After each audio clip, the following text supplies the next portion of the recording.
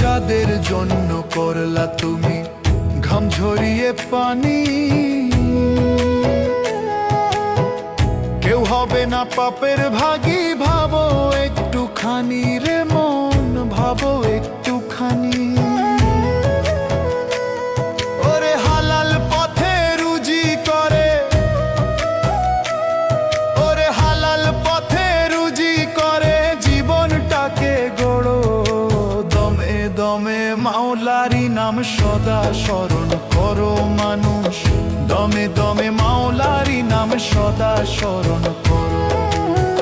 সঠিক পথ ধরো মানুষ, শান্তির পথ ধরো।